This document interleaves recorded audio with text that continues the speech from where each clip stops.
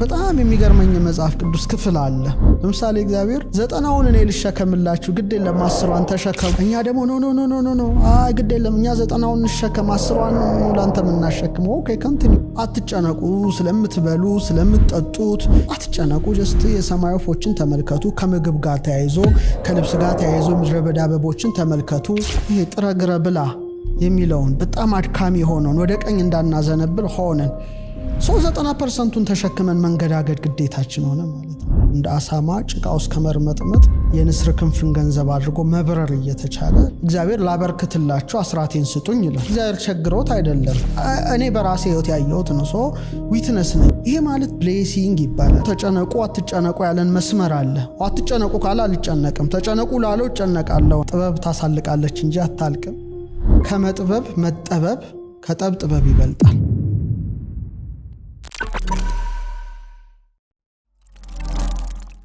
ጊዜ አንጻራዊ ነው። በጣም ለየት ያለ ነገር አመለካከት አለኝ ስለ ጊዜ። የሌላውን አላቅም፣ ስለ ራሴ ጉዳይ ነው ማወራው።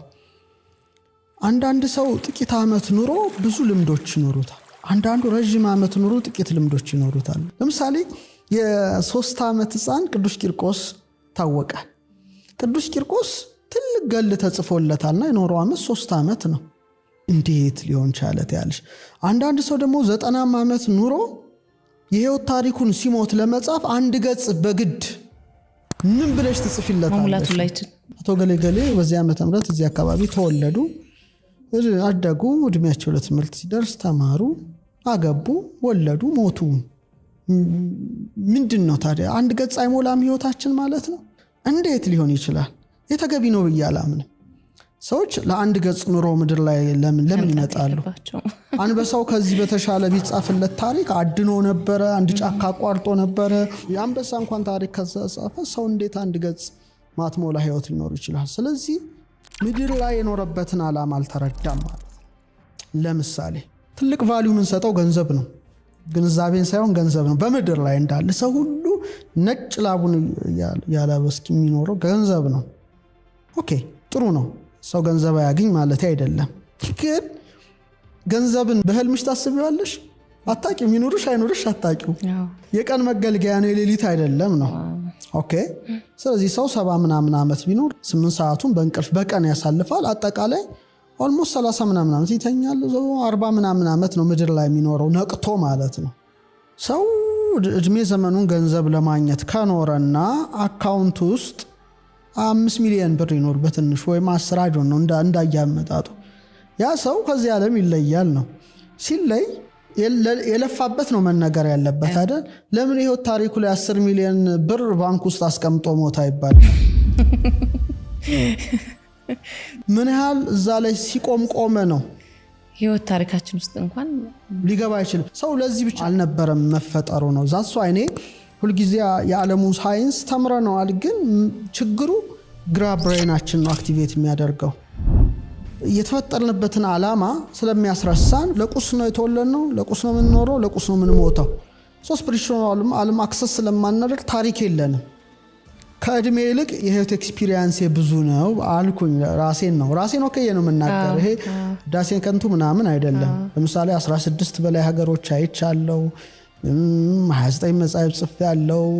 በረሃ ውስጥ፣ በመርከብ ውስጥ፣ በአየር ላይ ብዙ ነገሮች ላወራልሽ እችላለሁ። የህይወት ታሪክ አውራ ብባል ከኖርኩበት እድሜ የሆነ ነገር ፈጥኗል። ኦኬ እዚህ ላይ ቆም ብዬ አስባለሁ ነው። ለምን ይሄ ሆነ ብዬ ሳስብ ጊዜ አንጻራዊ ነው የሚለው መልስ እኔ ላይ ይመጣል። ለምሳሌ ገንዘብ ይበረክታል። እንዴት ይበረክታል? አስራት፣ ሰዎች አስራት ይሰጣሉ ነው። እግዚአብሔር ላበርክትላችሁ አስራቴን ስጡኝ ይላል አይደል? እግዚአብሔር ቸግሮት አይደለም or something አይደለም። ስትሰጪ ይትረፈረፋል ነው። አታቂውም ሲትረፈረፍ ድንገት ይመጣል። ለምሳሌ እኩል ደሞዝ እኔም አንቺም እናገኛለን፣ or እኔና አንቺና ሌላ ያንቺ ተርፎሽ ይዛኛው ደግሞ ወዲያው ቡን ይላል። ምንድነው ቡን ያደረገው? አንዳንዱ ደግሞ ሰጥቶት አያልቅም። ይሄ ማለት ብሌሲንግ ይባላል፣ በረከት። በጣም ሰዎች ገንዘባቸው እንዲባረክ ብቻ ነው የሚመኙት። ጊዜም ባርከው አልፋ እግዚአብሔር ሆይ ጊዜም ባርከው ካልሹ በጣም በጥቂት ጊዜ እጅግ ብዙ ስራ ሊያሰራሽ ይችላል። በቃ እኔ በራሴ ህይወት ያየሁት ነው። ሶ ዊትነስ ነኝ፣ አንድ ምስክር ነኝ። ለምሳሌ በጣም የሚገርመኝ መጽሐፍ ቅዱስ ክፍል አለ። ሐዋርያት ክርስቶስ ሳይጠራቸው በፊት የተለያየ ሙያ ያላቸው ናቸው። ለምሳሌ ታክስ የሚሰበስባል ማቴዎስ፣ እነ ጴጥሮስ እና ዮሐንስ አሳ አጥማጅ ናቸው። ሌላም እነ ቶማስ የግንብ ስራ ወዘተርፈ፣ ሉቃስን ብትዩ ሐኪም ነው። የተለያየ ሙያ ናቸው ነው። ሰው ይጠራቸዋል።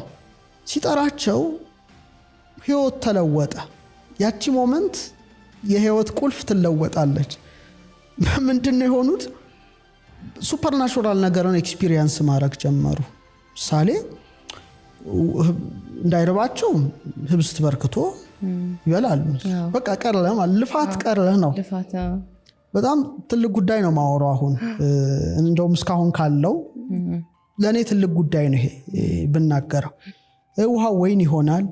ባህር ላይ እንምጣ ሲሉት እነ ጴጥሮስ ነው ይላቸዋል። ነፋስ ሲገሰጽ ያሉ ሙሴ ብርሃን ሲበራ በጣም ስፍር ቁጥር የሌለው ደግሞ አጾሙም ወይ ሲሏቸው ሙሽራው ያለ ሚዜዎቹ አይጾም ይላቸው እና የነበሩበት ህይወት በጣም በቃ አይተውት ማያውቁት ነው።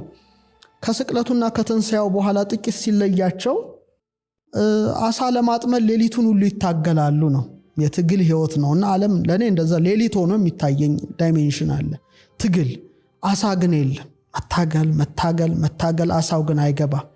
በኋላ ንጋት ላይ ወደ ውሃው ዳርቻ ጌታ ይገለጻል። ንጋት ራሱን ችሎ ትርጉም አለው እና መረቡን በቀኝ በኩል ጣሉ ይላቸዋል። እና በቀኝ በኩል ሲጥሉት 153 ትልልቅ አሳዎች ተያዙ። የቀኝ መንገድ በጣም ቀላል አይደለም። ግራ ሌላ ነው፣ ሌፍት ልፋት ነው፣ ቀኝ ራይት ነው። አሳውን ደግሞ ጠብሰን እንበላለን እናዘጋጃለን እንዳይሉ ሌላ የተጠበሰ አሳ ማን እንዳዘጋጀው የማይታወቅ ህብስት አለ እና ተለወጠ ነው። ኦኬ ያ ከሆነ ሰዎች ስጋዊ ማንነታቸውና መንፈሳዊ ማንነታቸው ማዋሃድ ከቻሉ በዚህ ልዕልና ደረጃ አሉ። አሁን ግን እየተከተልን ያለነው የግራውን መንገድ ነው። ለምሳሌ እግዚአብሔር 90ውን እኔ ልሸከምላችሁ ግድ የለም 10ዋን ተሸከሙ አይነት ነው። እኛ ደግሞ ኖ ግድ የለም እኛ 90ውን እንሸከም 10ዋን ነው ላንተ የምናሸክመው። ኦኬ ኮንቲኒው። አጠቃላይ ቅዱሳት መጻሕፍትን ትምህርት ስትመለከቺ በዚህ ዓለም ስላለው ጉዳይ እንድንጨነቅ አልተፈቀደልን። አትጨነቁ ነው በጣም ትልቁ ሜሴጅ። አትጨነቁ፣ ስለምትበሉ፣ ስለምትጠጡት፣ ስለምትለብሱት አትጨነቁ። ጀስት የሰማይ ወፎችን ተመልከቱ። ከምግብ ጋር ተያይዞ ከልብስ ጋር ተያይዞ ምድረ በዳ አበቦችን ተመልከቱ። ሰሎሞን እንኳን ከነሱ እንዳንዱ አልለበሰም። እናንተችን መንግስቷና ጽድቋን ፈልጉ፣ እኔችን ቀድጃታለሁ፣ በዚህ ምንም የምታጡት ጉዳይ የለም ባካችሁ አይነት ነው። ትኩረት ማድረግ ያለብኝ ወደ አዘዘኝ ይመስላል። መንግስቱ ምንድነው? ጽድቅ ምንድነው? ሌላ ጉዳይ ነው። ኦኬ አሁን ግን ዓለም እንዲገለበጠችብን ያን ጉዳይ ያን ሪያሊቲ ነው።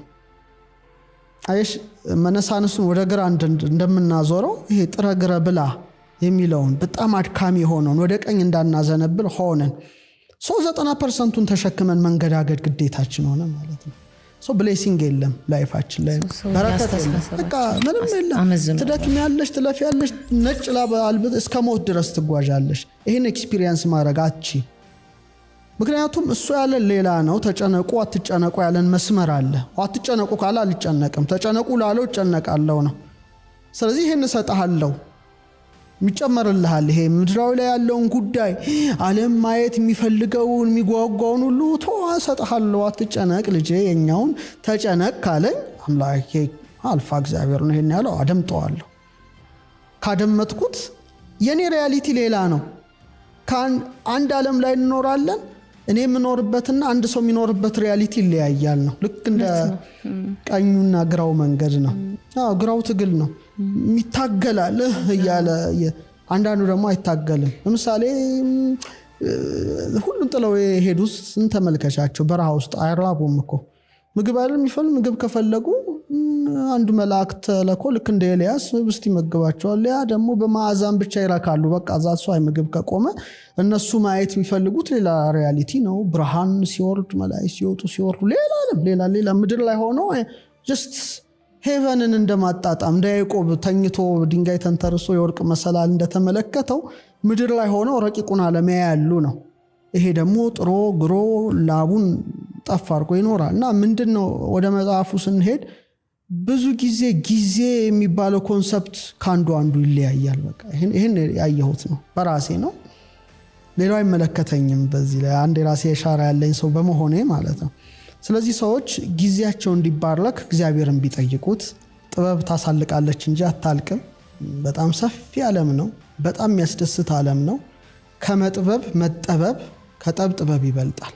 ይህን ብቻ ቢይዙ በቂ ነው እና ከፍ ብለው እንዲመለከቱ ዝቅ ካልሽ ዝቅታ ብዙ ጊዜ ላለው እንደ አሳማ ጭቃ ውስጥ ከመርመጥመጥ በልዕልና መጓዝ የንስር ክንፍን ገንዘብ አድርጎ መብረር እየተቻለ ለምንድን ነው? እና ሰዎች ሌላ የሚናገሩትን ነገር በጣም ቢጠነቀቁ ከባድ ነው። አንደኛ በእኛ ትምህርት ከነፍስ የሚወለዱ ነገሮች አሉ። ልብ መውለጃ ናት። ቃልን ትወልዳለች፣ ትንፋስን ታወጣለች። ስለዚህ ልብ ሀሳብ ነው።